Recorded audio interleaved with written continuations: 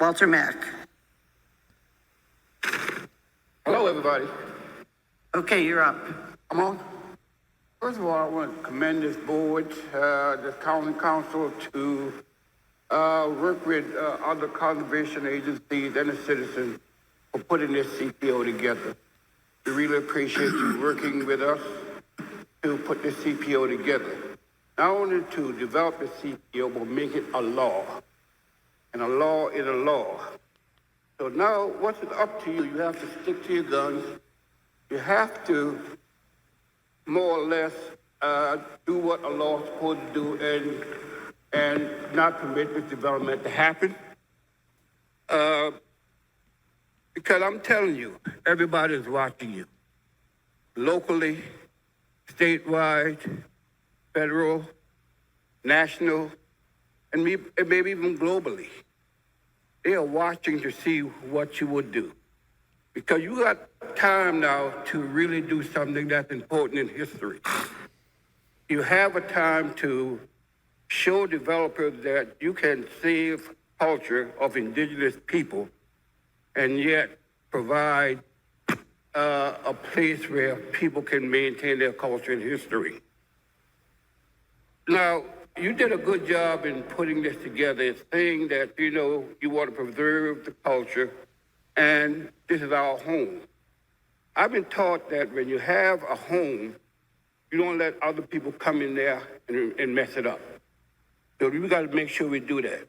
I heard some additives that the developers want to give. And usually when people want to help a community, they come into the community saying, what's your needs or wants? I see a lot of stuff listed already. Nobody asked me anything. So I don't know how they got those ideas. And how would a turn lane on Delamo Road help me save my culture? And one of the strangest thing and troubling thing that I heard is the idea of placing a sewage system on a barrier island. We do live in a hurricane path. I guess everybody know that. A Cat 3 or Cat 4 would damage or destroy this sewage system, sewage plant. And just imagine the environmental disaster along Morgan Creek, the St. Helena Sound, and up and down the East Basin. So I don't know how that's going to work. Secondly, we have to always talk about adding golf courses. Now, according to Google and Golf News, there are 468,000 acres of land in Beaufort County. 60% of that is marsh, waters, or estuaries. And right now, currently there are 60 to 70 golf courses in Beaufort County. And that's about 10,500 acres of golf course. Do we need more than that? That's more golf course than land we have for farming, or land we have for forest production. So when is enough enough? Finally, I'm just confused and perplexed about the support of this project by people who look like me. I put it simple as that.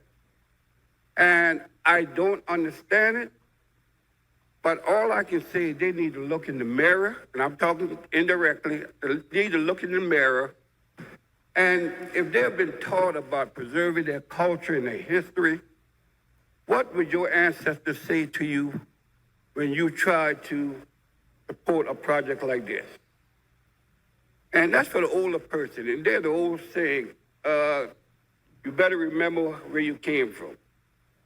And secondly, for the younger people, you need to look at the mirror also, because one of the things, history will be written about your part you played in either trying to preserve this culture or trying to damage this culture. What will your children and grandchildren say about the part you played? And I always heard of generational wealth. I heard that a couple of times. People, we have generational wealth. We have our land and we have our culture. If that's marketed in the right way, we can always have generational wealth. Developers are not here to give you generational wealth. They had to take it away from you. the bottom line.